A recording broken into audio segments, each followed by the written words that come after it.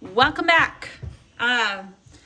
This is still my work in process. I'm a little bit behind on a few things. I still need to finish off my yellow flower or yellow leaf here.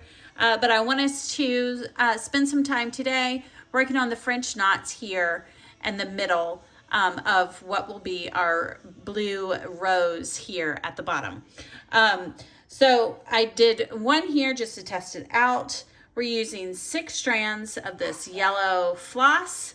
Now 6 strands is a little bit trickier than the 2 strands that we had on the side over here. So we're going to pull our floss through the fabric. We'll hold it in our left hand and the needle is in our right hand. And we're going to wrap and wrap. So let's just do 2 turns or 2 wraps right now, because this is a little bit trickier when you're dealing with 6 strands. So we're going to keep pulling with our left hand and we pull the needle through with our right hand until we have our knot. Now it is a bit different than our little French knots that we did over here, because we're going to do a whole bunch right here in the middle. So we right next to each other. So we'll pull our floss through the fabric, hold our needle in our right hand, we'll wrap 1, 2, push the needle back down through the same hole, hold it tight with your left hand, and we'll watch it go down into the knot.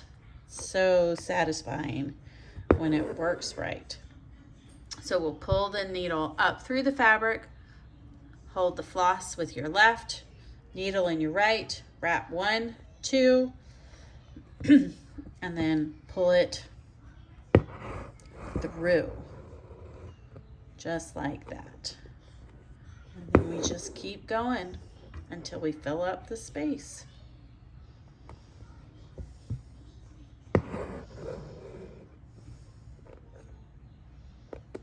Now, if these are getting to be maybe too big, you can play around with just doing 1 wrap of the needle, and then you can see how that does create a bit of a smaller knot. So maybe that's what you want to do here in between some of the bigger ones.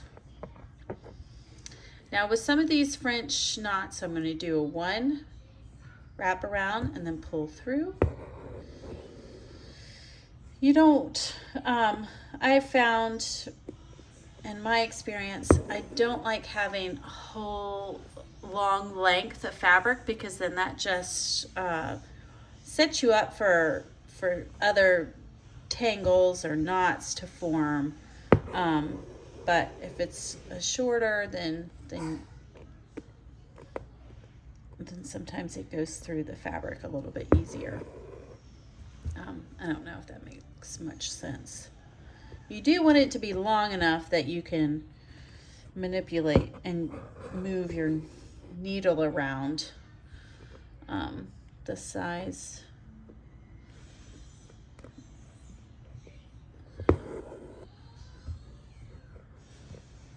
Sorry, I spaced out again. You can see, like, I sometimes have to concentrate. French knots aren't my favorite things because they can be a little temperamental or picky. Some people love French knots and they just use them to fill up huge spaces. You won't ever see that in my patterns. But I can do them in limited doses. So 1, 2, let's do a 3, and we can see how big a 3 wrap knot is. See, now that is a little bit more difficult to pull your needle through that knot, but it looks pretty, doesn't it? So let's go back to 2. 1, 2.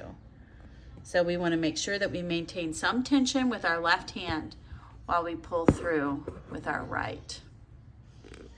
Now this doesn't have to be completely all filled in. You could do little seed stitches in between some of these French knots if you'd like. So I might do a little one here just to kind of fill in that white bit of the fabric. so it's not quite as noticeable. But with our woven rows that we're going to do around this, these edges are going to be a bit more disguised. All right, so that's it for these French knots. Again, if you have any questions, please reach out and let me know. And I will be back tomorrow where we'll start to tackle this rose. That's exciting.